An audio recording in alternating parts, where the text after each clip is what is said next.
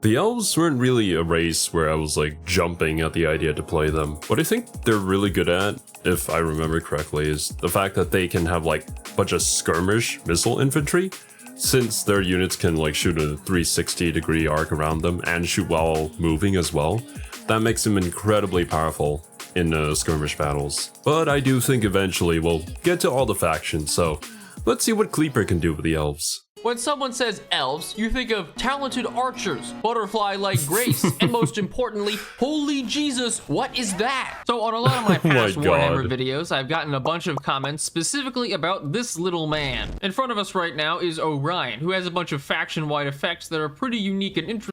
Oh, I think this is the guy, right? Minus 8% for Orion's army for each active war. Ah, well there you go. I remember reading a comment, I forget which video it was on, but it basically talked about how Orion can literally have a free army if he declares war on basically everybody. Which is kind of insane. It's a fun little, I mean, would you even call that an exploit? More like a feature. And with how I understand what elves are in Warhammer Fantasy, with them not really being like, you know, the peaceful, nature-loving folk, they're kind of expansionists, if you will. I have a feeling that we're in for a pretty fun campaign here. Like upkeep cost minus 8% for each active war. And when you're at war with enough people, you can imagine how that ends up. So loading into Orion's campaign, we start in one of the, what I consider to be worst locations. Face the rage of the Thanks for interrupting me. Dick. Basically, the Wood Elves have a very unique playstyle, even as compared to pretty much all the other factions. All the ways around the map are a lot of different trees and forests, which we have to grow and protect and, you know, do all kinds of weird tree hugger things too. And all of that culminates in the Oak of Ages and basically trying to make our super avatar tree into its Giga version. The bonuses for it are pretty insane. Stuff like ward save plus 10%, 160 growth in all provinces, so on and so forth, which is kind of nuts, but at the same time, the Wood Elves are also I like how I'm starting to understand what all of this actually means and like how good these numbers and bonuses are. I believe back in the day in like Warhammer 2, well, maybe they fixed it in Warhammer 2 with the update to the elves. But yeah, back then they had to like relentlessly conquer a bunch of cities because they need the amber in order for like research and also upgrading the tree, and basically everything that the elves did needed amber. But yeah, with the new system, it's not as dependent on it and a little more balanced, thankfully. Or well, I can't even use balance whenever we're talking about Warhammer. What am I even talking about? Very bad in a variety of other ways that will show. First things first, we're just gonna insult him successfully and somehow kill like 80 people in the process. And then go forward with our very first battle of the game against Do you take me for a churl? So this is how big Orion is, and this is how big a normal elf is. King of the Wood Elves is more like King of Brazzers. Something Orion also does pretty well is that because he's so big, he oh my god, he can whoop it. As part of his range kit, instead of firing a bow like every other Wood Elf, he just throws his giant spear. Oh my god! I mean, it works. He's also got a couple. That reminded me of that one scene from Vinland Saga. If any of you guys have watched that anime, then you know, where a character, a really large character, throws one spear and it impales like 3 or 4 guys. Yeah, that's the thing that popped into my head right there. Couple of pretty mediocre abilities that do damage. One of them just drops a bunch of arrows from the sky, which I mean that's not too bad, and then the other just summons a bunch of wolves. The AI has finally gotten pissed enough at us, and they're actually gonna try to fight, which is good. Most Wood Elves are pretty bad in melee, but Orion is, as you can see, pretty scary. I mean, he's like a 20-foot tall tree with magical spears too. Jesus Christ. Our cavalry also consists of just people riding deer, so we are very advanced, as you can see. Yeah, so the unupgraded version of Orion single-handedly got 167 kills, which I think is almost more than everything combined save this one unit of Wild Riders. So right now within Orion's tech tree, we're just gonna go with campaign movement range and probably a bunch of the other blue campaign skills, but a lot of his other skills are in. Let me take a look at this. He has 3, maybe 2 separate lines here for his unique things. Because I think the Deadly Onslaught line, that's kind of like a generic thing for basically every legendary lord. And then the other one's a red, below's the blue. I don't really know like what's the best way to upgrade any of this. I feel like blue is just all around good for campaign stuff. But I suppose it depends on the situation and the legendary lord. But yeah, Orion getting that many kills just off the bat. Dang. I wonder if the Wood Elves are like a early game heavy faction. Or if you could even consider any faction to be like that, like early game, mid game, late game faction. I don't know. Insanely good, like +12/+12 melee attack and melee defense. That is great. Not to mention that some of his special talents are also really strong as well. So eventually Orion's just going to become a tank. And unique. Moving into our first settlement battle, we're just going to actually fight this, although I'm pretty sure Orion can take out most of these peasant mobs on his own. Yeah, I'm relatively confident about my assertion of holy crap. Orion, you could chill for a little. I'm pretty sure these guys have family. Orion also is terrifying, so he's just scaring all of the peasants away. Look at this guy. He's just batting them to the side by walking. You wouldn't be terrified of this guy walking slowly at you? We're gonna win this battle pretty easily. I mean, I didn't know deer were very good as cavalry. All right, with our first settlement battle done, now we get to see a bunch of interesting choices for the Wood Elves specifically. So we can either clear the land, which is basically equivalent to raising it, which will make us. Oh, it gets our forest health up. Interesting. Yeah, and for other factions, I'm assuming this is the raise option, which gives you a little money and destroys the city. I've been trying to figure out, like, what's the best thing to choose for which situation. I feel like for cities that, you know, are uninhabitable for your particular race or faction, probably better to raise it. But in this case, maybe you might want to raise most things. I guess that also depends on how important forest health is. Forests more healthy. On the other side, we can also just occupy it, which will just give even more benefits to it over time. So by occupying instead of raising, what you'll notice is that our settlements kind of suck. Basically, Wood Elves only get these really crappy 2-slot settlements whenever they're not inside the forests. And we also only get a couple buildings to choose from. We can either exploit the resource or... Specifically for the Wood Elves, if you're not in a forest, then yeah, it's really, really bad. Gotcha. Maybe you would do this specifically if, like, it's a choke point and you need to hold it. Then at least you have a city there to defend it, maybe. But ideally, you want your major settlements to be in forested areas. I need to see how this plays out to really, like, get a feel for it. But I feel like it's thematic, for sure. Like, I mean, as a Wood Elf, you probably wouldn't want to, like, be building cities all over the place. You'd just be, like, going out on... I guess raiding camps, raiding bands, in order to destroy and, you know, slaughter anybody who would dare try to come into the forest. Or, you know, if they're just chilling, you'd probably kill them too. Or build one of 4 buildings, and we're just going to get this one, which lowers construction costs. So heading back to our weird hippie forest, you can see that now our forests have gained a couple of HP, and the more HP they get, the healthier they are. The healthier the forests are, as you can see, we get a bunch of different bonuses, which are cool, but not entirely important to what we're trying to do here. If you remember from the campaign intro screen, where it said that Orion got minus upkeep for each war we were actually participating in, then you'll realize how insane that is if we're able to get enough wars to have our upkeep be essentially 0. The problem is that we can't just immediately declare war on everyone because we don't have enough money to even recruit the units right now. So for the time being, we really just need to focus on upgrading the Oak of Ages and improving our King's Glade, our one settlement pretty much, in order to get some of the higher level units, which we are eventually going to make completely free. Heading over to our tech tree, what we see is that we have a whole bunch of these symbols of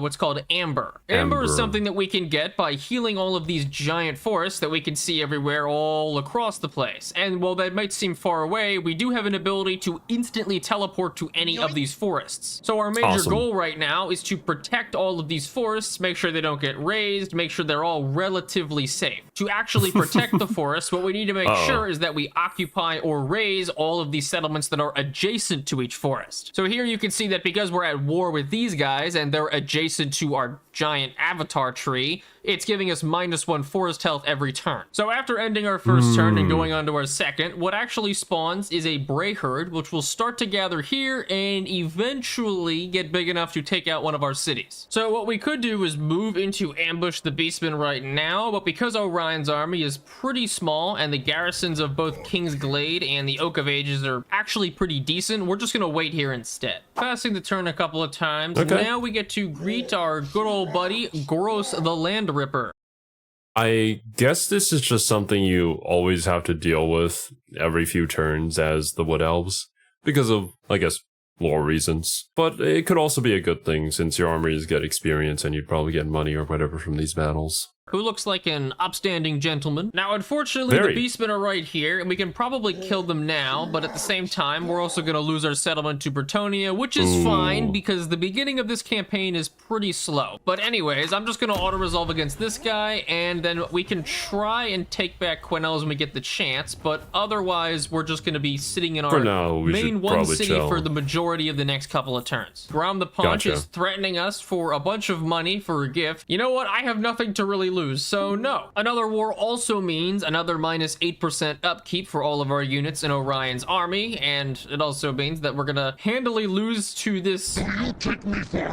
Oh, thank God. We got an event for a migration, which is minus a bit of public order, but we can actually get some growth. Welcome aboard, people. I don't know why they're migrating into the giant, terrifying forests of Athel Lauren and probably getting killed in the process, but hey, who cares? All right, so another turn, another Beastman ambush, which is kind of unfortunate, especially because we have to trespass into other people's lands to get there, which is probably why I'm just gonna ignore it. And we also just got a mission for winning 3 battles against, I believe, the Greenskins, which gives us an opportunity to confederate with one of these factions right over here. The only problem we have is that, for the most part, the Greenskins are all dead because Durthu killed them. For the other faction over here, if we... Durthu's the big tree guy, right? Well, this feels kind of very compact. I don't know. I guess maybe the situation over in Karl Franz's campaign is even worse than this. But yeah, there doesn't seem to be a lot of places to go. Like, the Wood Elves are all just kind of situated around here with each other, which, you know, makes sense. So, yeah, it's hard for me to figure out exactly what to do here as, like, a new player. But I guess Kleaper probably has the right idea here. Just wait a few turns, get the troops that you need, and then figure out from there. Kill a bunch of Bretonians, then we could confederate with Walls Anvil and their settlement. So we're probably just gonna go kill the French. I'm also gonna have to intrude on these guys' land, not because I want to, but because we have to kill this Beastman army. Our options are either telling the Greenskins to just go away, or completely annihilating them. And as the happy-go-lucky dude Orion is, we're just gonna kill them. So with our new and improved army, which is almost entirely archers and spearmen against their army. I was like, why is it so far forward with our deployment? Nah, yeah, you caught them in an ambush. Army of... We're just going to deploy all of our units on the hill and then probably kill them before they can even get up. Because let's face it, as much as Wood Elves look not very strong, their archers are surprisingly not trash. All right, and starting the battle, it should not be long until...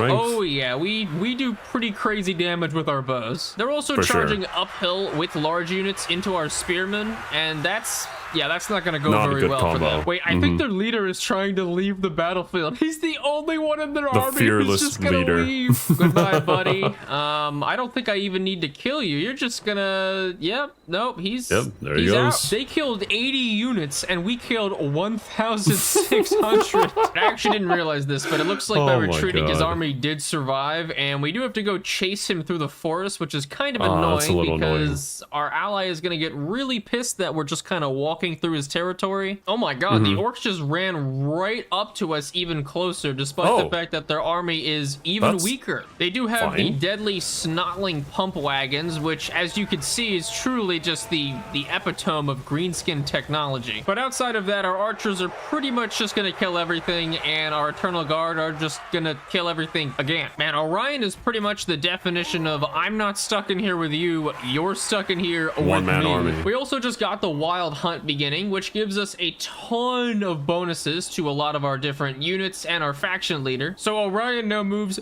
50% faster and has a whole bunch of extra stats. And just like clockwork, now we can see the other army run away, and we can just chase after it to complete our mission and then get a confederation for free. So here we could install them as a grove tender, which will just give us some diplomatic relations and then increase the forest health by a bunch. Alternatively, forced annexation. So now we just got a whole entirely new army of wood elves with a ridiculously high upkeep, first of all, but they also have war dancers, Azrai spears, way watchers, some of the best archers in the game, and a whole bunch of other stuff. We also get access to all of their buildings, which are pretty strong in their own right. The issue we do have, though, is that our upkeep is now negative 1,666. That's a little cursed. But we have just effectively doubled our entire military and gotten another wood elf city. Now, the reason that we want wood elf cities specifically, like these, is because if we take any city outside of wood elf territory, they are absolute trash. Whereas all of these wood elf cities are able to upgrade all the ways into max level and get pretty much some of the best units available. So in order to lower our upkeep, what I am going to do is actually go through and try to find every random faction that we don't care about and declare war on them. Hey, Heinrich, we're friends, right? Said no one ever. So, and now as you can see, our upkeep is going down ever so slightly every time I find a random different obscure faction to declare war on. So this random Bretonnian faction who actually likes us quite a bit, nope, we're just gonna kill you. All right, so now we're at war with 1, 2, 3, 4, 5, 6, 7 factions, which should give us about, oh, I can't do math. Delta, do the math for me.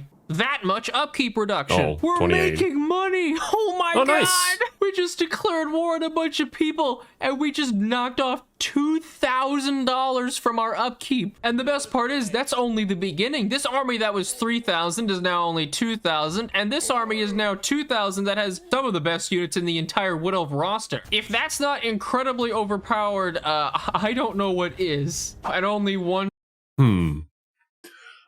I guess the limitations on like the cities that you can build is the limiting factor there. But yeah, doing this kind of strategy would get you a super powerful army in the early game that you could essentially just use to wreck face and destroy everybody that's around your forest. Of course, you're going to be making a lot of enemies, but this is Total War.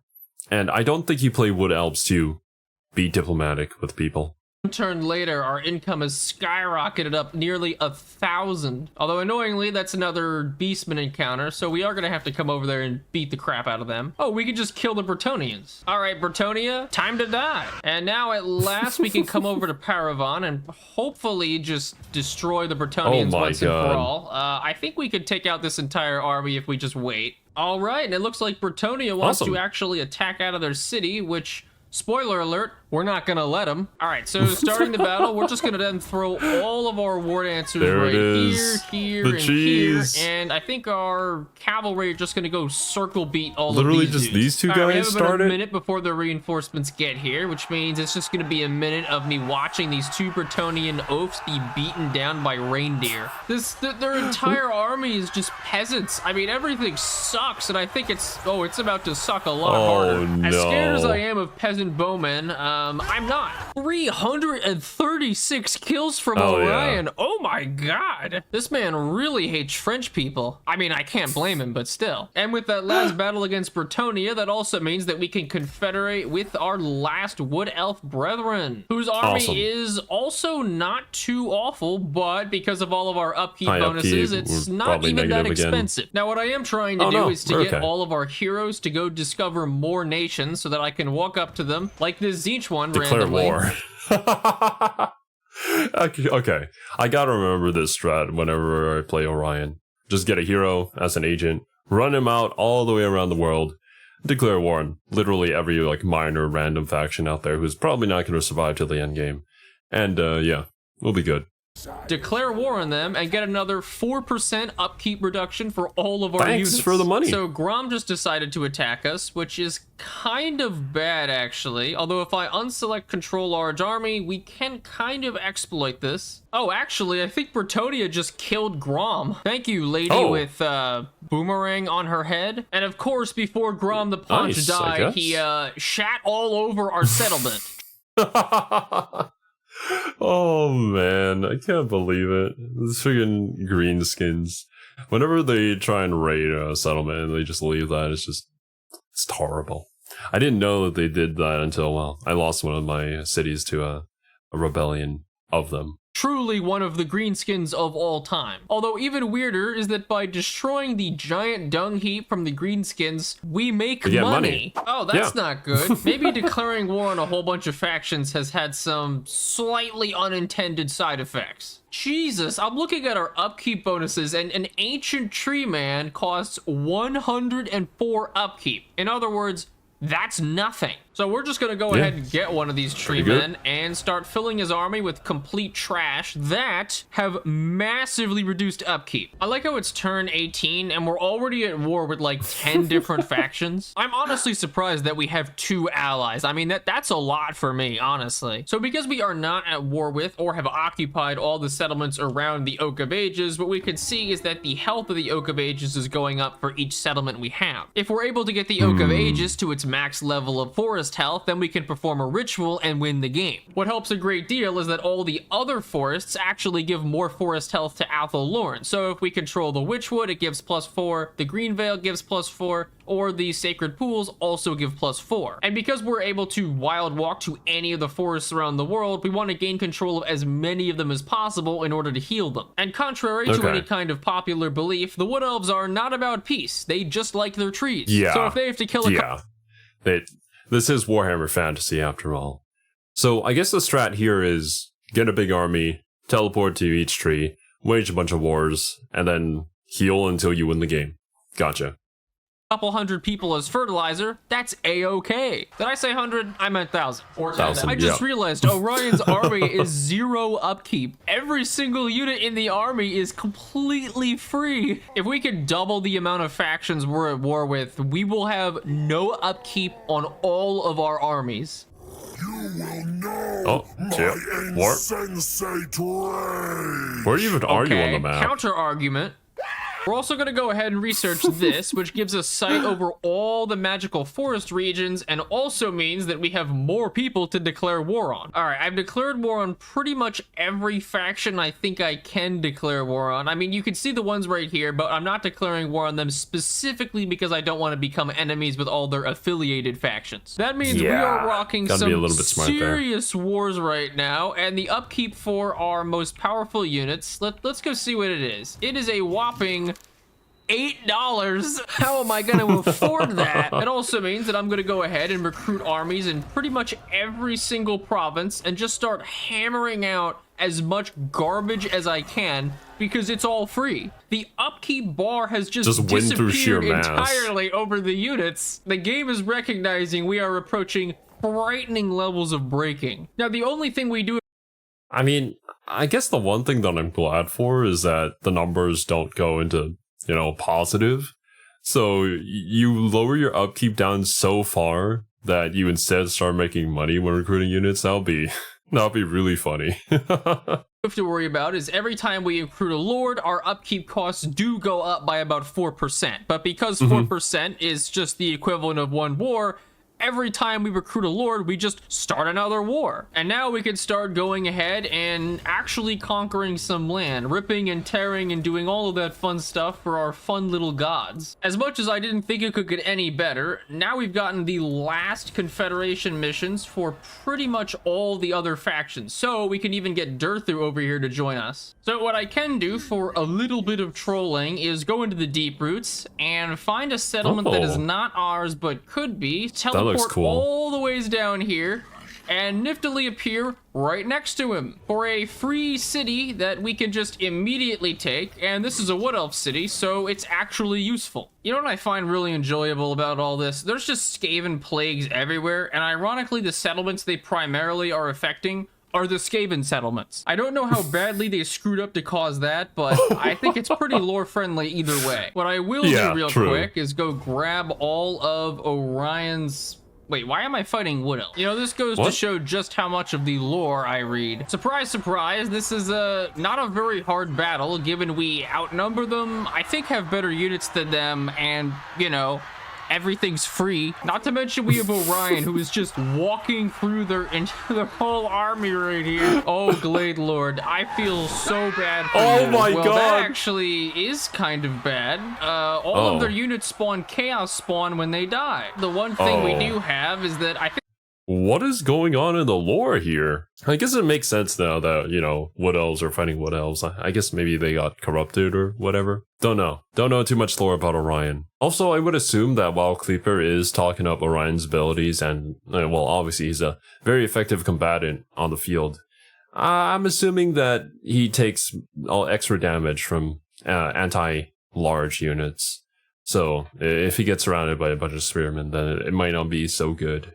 Or, you know, another legendary lord who has anti-large capabilities too. I think most of our units are anti-large spearmen, like these war dancers, with an ever so slightly 23 bonus versus large. So despite the enthusiasm of these Chaos Spawn, I don't think they're gonna last very long. Although they are really giving Orion the business. I mean, this is like the dark side of Pornhub right here. All right, finally, I think we're about to win. The last Chaos Spawn are just having a seizure in this forest over there, and an ultimately lethal one apparently. Well, I could auto-resolve this battle against Manfred all the ways in the south and lose something like 20,000 gold worth of war dancers, but given his army is almost completely zombies, I don't think I will. Oh wow, I just realized there are some humans in this fight. I mean, you can't forget that when you're fighting vampires, they're just gonna resurrect. Although I wouldn't be opposed to literally auto-resolving against Manfred of all people. That man, he's a character, all right. Was it Manfred that we were talking about? I was talking about, it was probably during the Krokgar campaign. Maybe he starts somewhere near Krokgar, or I might be thinking of a different character. But when I asked Chad, like, you know, how do you manage this campaign? Because he starts off in a really disadvantageous place. Everybody was like, Manfred players? Do they even exist? So, if any of you guys play his campaign, let me know.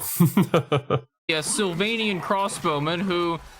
I don't think they're gonna have such a good time against Big Boy here. I also didn't realize until now that this battle was 1,900 versus 5,280. So with Manfred Gooberstein gone, that means now we can actually start to take over some part of the south here to restore this forest over here. Trying to auto-resolve this fight against one random vampire and his 12 fell bats will kill 3 of my highest level units. Oh my god. Oh, dude.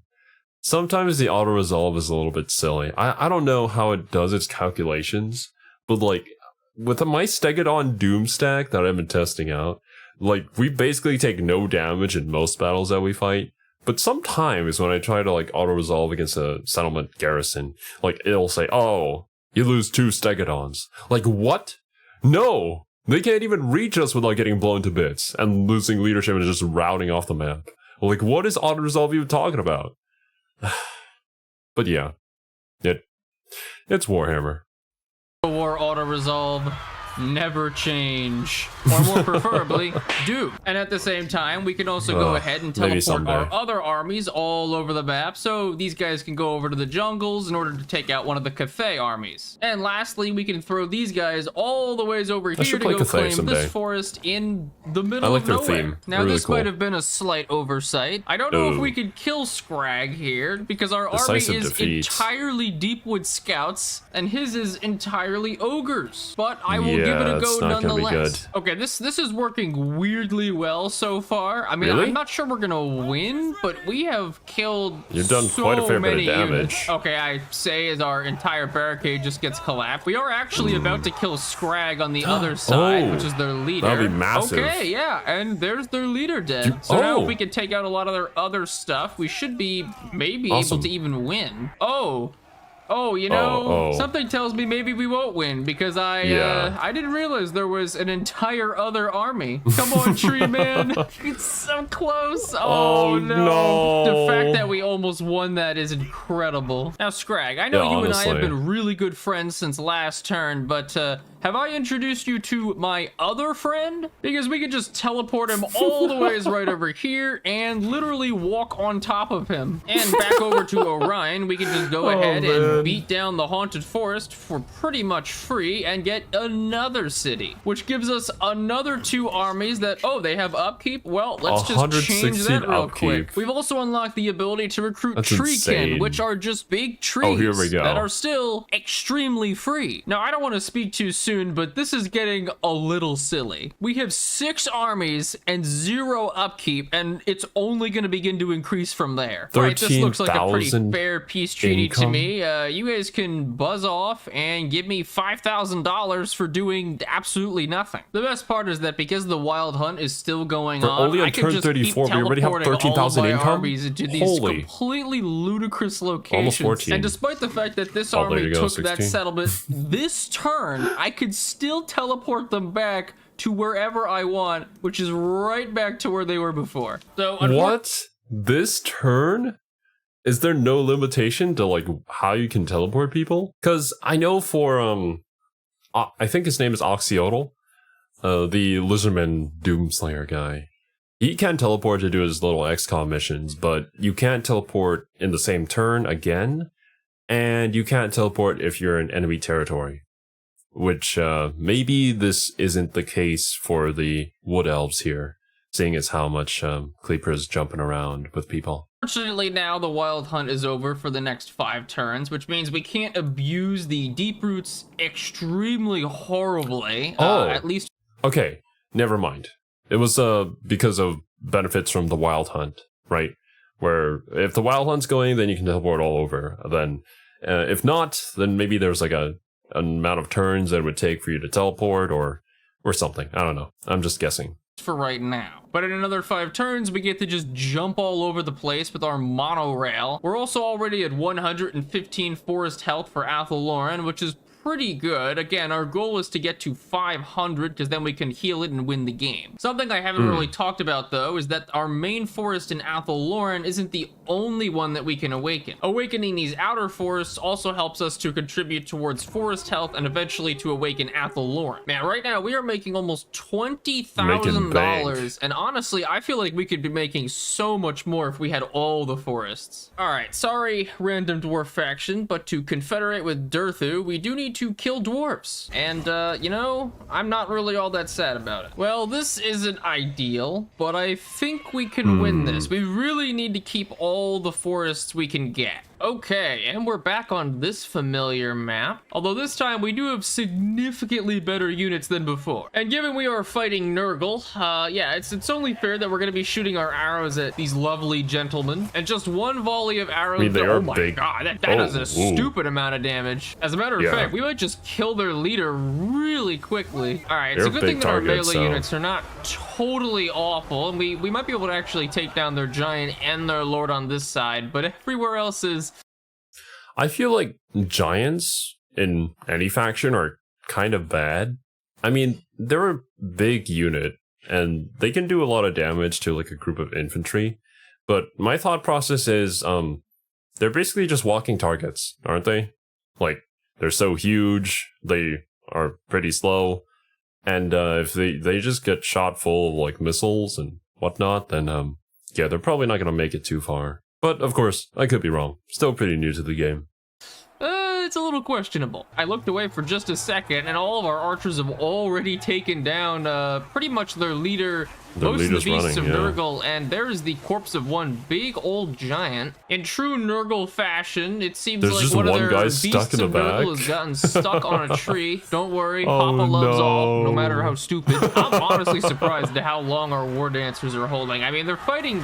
well, I guess they're actually killing them. This faction functions a lot like the Skaven. We kind of just throw all of our infantry into a massive meat grinder, and if they survive, they survive. If not, sucks to suck. The main thing you're probably noticing is that despite the fact we have no upkeep on any of our armies, how is it that we're not totally winning fights? Well, the reason is that our units are absolute crap. But as soon as we get higher in the tech tree, then we can start filling our armies with just 20 tree men that are totally free. And if we get even higher in one of our other trees, we could also just make entire armies of forest dragons that are also completely free. But until then, we have to use whatever armies we can to try and take out whichever groups of enemies we can to try and get even more money and eventually level up all of our buildings. So apparently now we can confederate with, I think, second to last Sisters of Twilight group that are all the ways across. Oh my god. The sisters have been busy. They have conquered just about every single nearby city. And what does their army consist of? It's actually total garbage. I also didn't realize that now we have Ariel, which is supposed to be one of the really strong heroes of the Wood Elves. This is a little awkward, Ariel. Could you like back up from the camera like 5 inches or something? An issue we are running into is that the more factions get confederated and get conquered and destroyed, it does make it harder for us to find even more enemies to declare war on. But even so, we've managed to accrue quite the number of enemies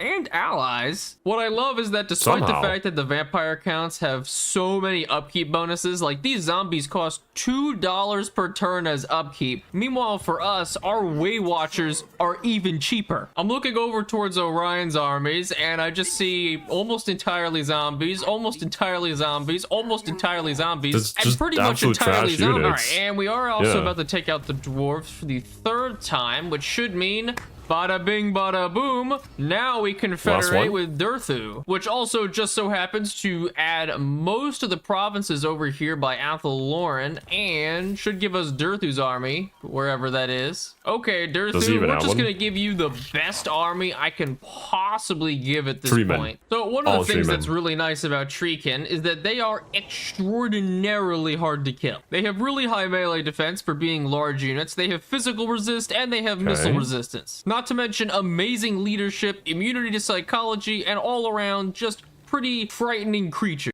The values, yeah, I need to learn like what the average values are. Because I've been playing Lizardmen mostly, and like 56 leadership is pretty low in my opinion. But then again, the Lizardmen are Lizardmen. They have really high leadership.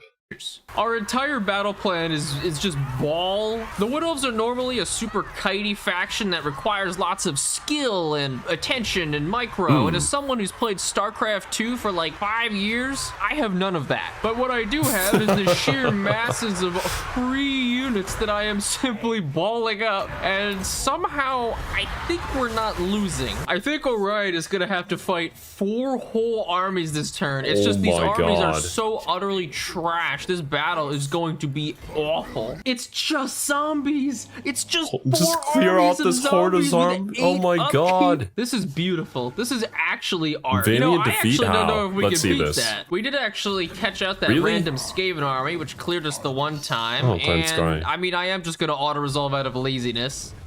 Yeah. That was a death animation. Apparently, we can auto-resolve this fight in our favor. Really? I don't think we can win this normally, though. Take it. The best feeling in the game is when the auto-resolve is broken, but it's broken in your favor. Agreed. Now, the Wild Hunt is back. So starting next turn, we're going to be able to deep-root all of our lords all over the place in order to conquer everything back. And just in time for the Wild Hunt is also my favorite thing, which is that we're going to give Durthu an entire army of Treekin. So now his whole army is just going to be an absolute tank. All right, I really don't want to fight my boy Katep, so I'm going to bribe him with $13,000 and hopefully he'll go away. Yes. All right, now that the Wild Hunt is happening, it's time we get really silly with our armies. Since we can just start fast traveling all over the place, now is the time where we can actually go and secure most of our forests again. So right now, we're just pretty much clearing up a lot of this stuff around the Haunted Forests and most of the other forests we have, like this one over here. Although the only forests we don't own are the Gain Vale and Draika's forest. Now, Draika is a pretty interesting lord, but I think what's a lot more interesting is airdropping Durthu directly on top of her. Well, Draika, I know we're technically allies and all, but by technically, I mean we're at war, actually. Now, I know this might be a little hard to understand, but,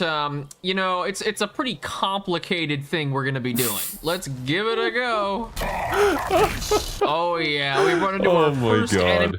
You know, it's kind of a satisfying feeling when you have like a balanced army that you've been playing with. You have your front line, you have your ranged infantry, then you have your kind of flankers and whatnot. But then when you get like this huge ball of like massive units that you can just like crush everybody with without really thinking about it, just group them all up and send them in.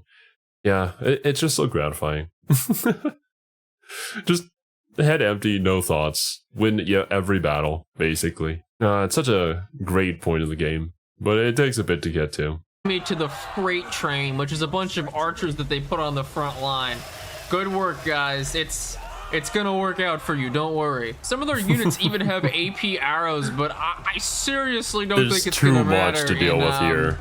The pit. Not to mention that Durthu has amazing AoE, so we're not even touching these guys. Whoa. And look at how fast their health is going down. It brings me so much joy to see them try and fight us, and it's not gonna work out. They have their own treekin though, but I think we have slightly more. Ah, good. Our reinforcements are arriving. I was afraid we wouldn't have enough treekin. All right, so far they've lost 400, and it's still counting units, and we've lost 14. Man, Durthu might not have the experienced fighting style of a normal combatant, but man, this guy can bitch slap people. Excuse me, tree people. We have other tree people coming through. A little inconsiderate, if you don't mind. Think you could just get out of the way? All right, great. I think we could just fast forward through the mega tree beatdown. Oh, where do you think you're going? Oh, there's Draika. She's just sitting right next to us with her army of feral bears. You know, of all the things I was expecting, that was not one of them. I haven't stopped to look at our income, but we are up to almost 35,000 gold every turn. Yeah, the that's most crazy, threatening man. thing in any fantasy game is just a shitload of money. And of course, the ability to teleport Durthu literally anywhere on the map at any time. So let's just send him over here to fight like a the tactical dwarves. strike. Okay, Thorgrim, how can you handle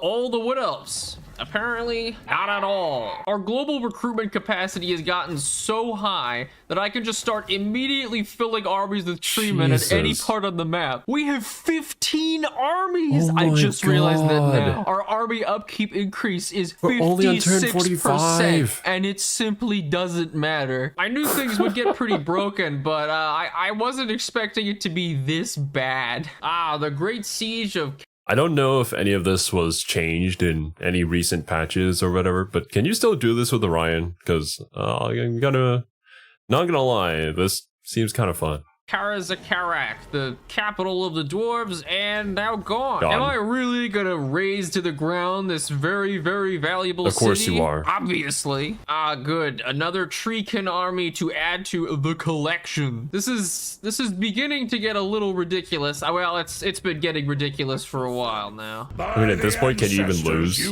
Don't think so. Coming here. I was hoping You're I way could make too far peace ahead with of some of the everybody dwarf else. factions. Didn't realize we're sitting at negative 162 relation. You know, the downside of having 15 armies is that every single one of my turns takes forever. If we kept in the footage all the just me rolling around trying to find things to spend my money on, it would take quite a while. That includes the fact that my skill tree of just all the different lords that I have to level up is pretty extensive. Yeah, of course, yeah, my solution is pretty simple. too. I've just disbanded half of my heroes. Works like a charm. Some might call me lazy, and some are correct. So I'm trying to fast forward right now to get through and try to complete our Oak of Ages thing, and apparently Athel Loren, or apparently the High Elves, burned down their own forest? I'm not really sure how they achieved that, but honestly, I'm very impressed. The problem for right now is just surviving, but with Durthu's entire army, I don't think that's really a problem. Oh, and I forgot about this army right here. I can just go ahead and global recruitment, and it's full of trees now. So by this point, we are on turn 53, doesn't matter how many you lose. and this is pretty much the cataclysm of what we're dealing with. Is the thing is, as scary as all of these armies may seem... What the... Warzag and Queek Headtaker are all there? Is this... Well, I mean, it's probably a side effect of declaring war on everybody, so... Yeah, understandable. But maybe this is like a higher campaign difficulty, so the AI can, actually knows how to move together with each other, rather than, just sending in one army and getting ambushed and dying. This will be interesting to see how we deal with this. Team, I mean all the Goblin and Skaven and, well, you know, we do have Durthu here. Full 20 stack of treatment. This guy, full 20 stack of treatment. This guy, full 20 stack of treatment. Not to mention that I have 3 more full stacks of treatment just sitting in Athaloran doing nothing. Now, I would continue with this campaign, but the problem is it's only turn 53 and I've been recording for like 15 hours. So I'm gonna leave it there. But if you're coming from my main channel and you're noticing that I'm doing live commentary for once, which I don't normally do because I am an utter buffoon, make sure to subscribe to this channel to see the different side of mental derangement. Otherwise, bye. Yeah, definitely go and subscribe to Kleaper's main channel and his second channel. This is great content.